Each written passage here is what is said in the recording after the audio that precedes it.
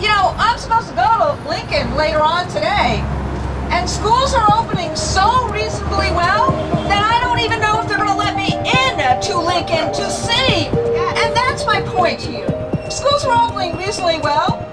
Let people into all the schools to see them.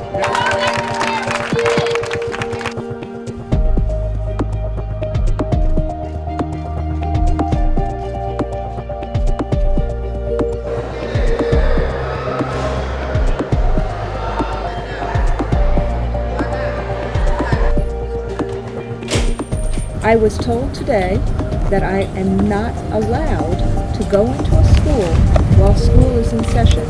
I have never been denied access to a public school in which my members worked and in which our children attend. In fact, my last visit to Philadelphia Public Schools this year, as well as last year, I was welcome. Why did they say no today?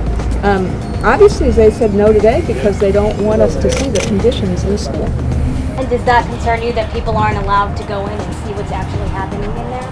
I'm concerned that they don't allow people to come in because they don't want people to know why the parents are concerned and what our issues are. Yes, if people were allowed in there and the press had access, then yes, I think that things would get done because people would understand the problems that are in the buildings. How dare they say that they have these kind of cuts and don't even let somebody who is committed to helping them solve this problem solve it. I mean, this is a public school system. There's no librarian, nothing. I teach special education, and my children, there's only one way to learn how to read, and that's to read. But how can they if there's a class in there because there's not enough room and we can't have access to library? The assistant superintendent has been here every single day this year, working as a secretary. Yes. You heard me. Every single school system. We had 5 assistant principals, we now have 2. You have the principal having to collate papers and change slides on a video PowerPoint presentation.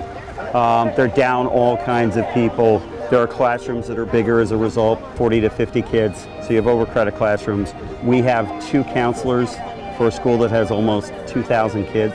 We had 5 last year. We have some really troubled kids. You don't have counselors. Their needs are not being met. The fact that you could have had the number of people laid off in such critical situations, categories, I think is inexcusable.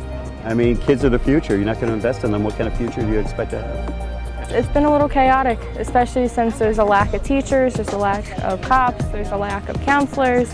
They're trying to make all these different changes and everything. They keep saying it's just like a dry run. They're not really sure how it's going to work out.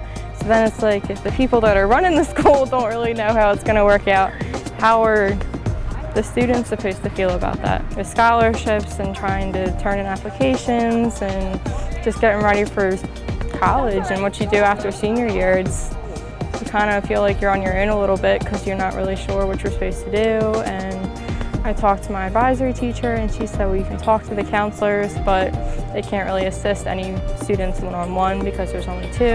Education, it's high school, like this is like the future generation. I mean, it's just, what are you supposed to do? It's just a shame. And the kids really will feel it eventually as the school year goes on. I know they feel that after 2 or 3 weeks this will die down, the registrations and all, but it's going to have a yearly impact. 1 book for all my classes.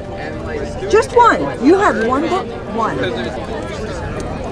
And I just saw a picture of the loading dock where there's tons of mail and tons of other things. Nobody's unloading the mail. Nobody's Even in the mailroom, there's... Yeah. That's why I wanted to be here this week, to actually be the mirror that says this is what's going on in schools. We need all of you engaged in it, but we'll keep fighting. Thank you for doing what you're doing. Thank you, really.